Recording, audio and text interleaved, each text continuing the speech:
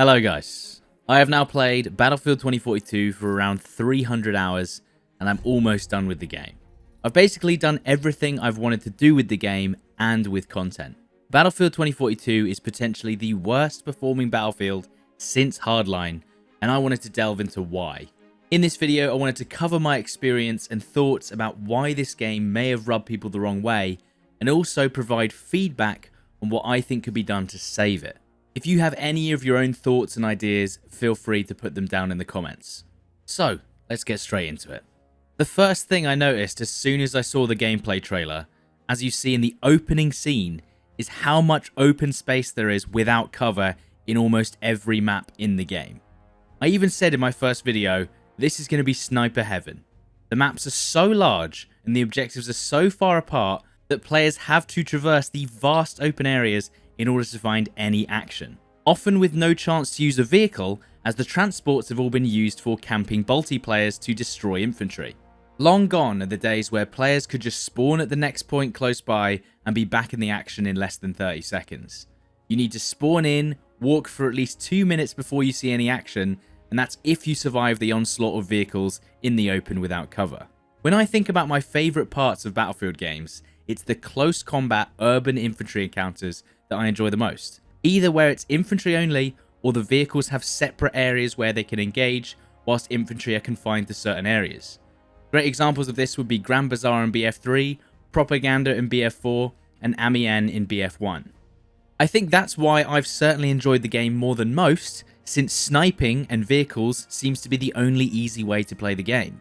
Players are also begging for an infantry only experience, such as Metro or Operation Locker, and I'm amazed that they didn't capitalize on the popularity of these maps as a selling point.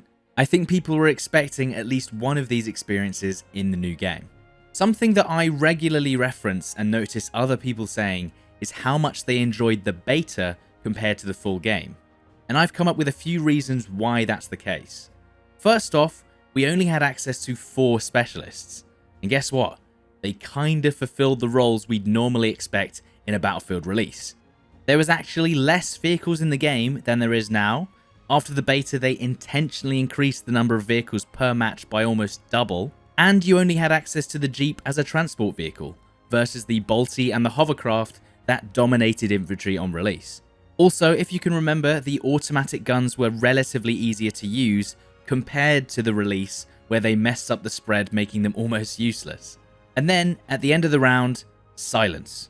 Just a round-ending screen without any weird phrases and awkward poses. There was more infantry-focused combat with essentially 4 classes on a map that felt good in Conquest with less overpowered vehicles. The vehicles in this game are repeatedly overlooked. Even the top vehicle players are constantly urging devs that the vehicles are currently too good with a low skill ceiling, especially the Nightbird transport helicopter and the Bolty transport vehicle. Emphasis on transport. The biggest complaint I see from players leaving the game is that they got killed by vehicles in the open too many times.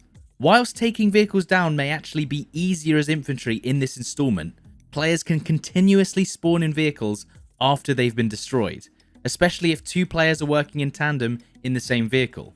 If you want to be anti-vehicle, it's frustrating to destroy one only to be killed by the same player 30 seconds later in the same vehicle. What confuses me the most is why don't they reference older Battlefield games' vehicle balance when balancing their vehicles here?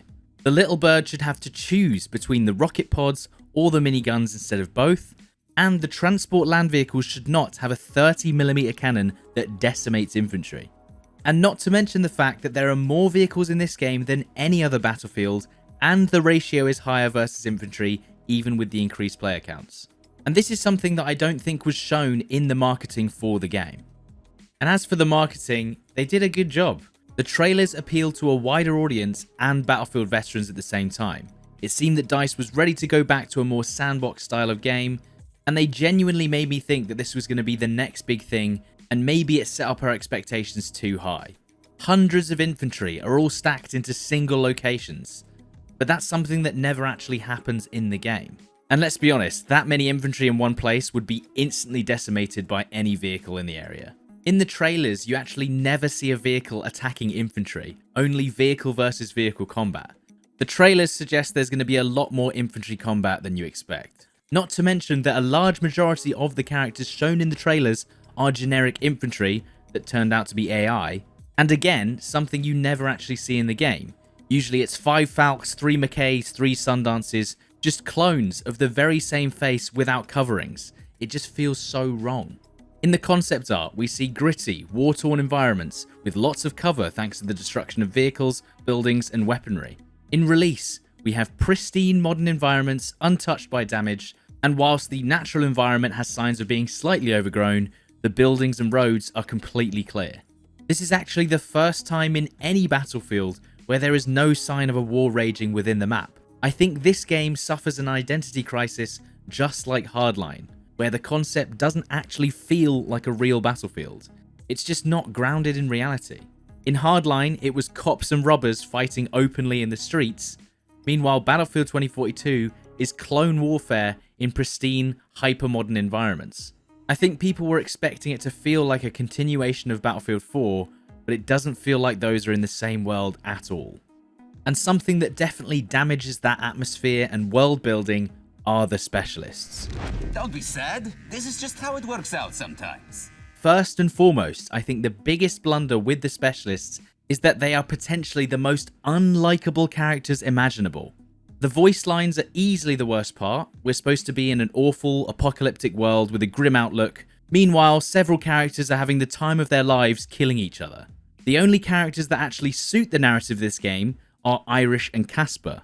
The rest just say awful one-liners and painfully cringe trash talk, which is so out of touch, bearing in mind that all chat is disabled to avoid toxicity in the game. Meanwhile, at the end of a match, your character is toxic and speaks for you outside of your control. It's mind-blowing. And talking of missing features and bugs, I think by now any Battlefield fan knows that a Battlefield release is going to be riddled with glitches. But somehow 2042 took that to a whole new level. The worst culprits on release being the unlimited respawn timer causing you to restart the game, the stun-lock vehicle projectiles that stopped you running away from being instantly killed by vehicles, and just straight up players not taking hits. Whilst I think that other Battlefield launchers had potentially more issues with stability and crashes, 2042 had game-breaking bugs that affected the gameplay experience, causing the most frustration. Now, these bugs have mostly been fixed, but there is something that definitely hasn't gone away, and that's the low performance that every player experiences, even on the best PC builds. The issue is that gamers are now used to high FPS as standard. When you compare it to other large-scale FPS titles like Warzone and Apex, a majority of players had 100 FPS on low-spec PCs on day one. In Battlefield 2042, if you have a low-spec PC, you're looking at around 40 to 60 FPS, and a max-spec PC maybe 120 FPS as standard. And I can't say what it's like on consoles. Now, I personally, even with a good PC, avoid 128 player servers purely to increase my performance in game by roughly 20%. So far, we've seen no improvements to performance in any updates, and I don't expect any anytime soon.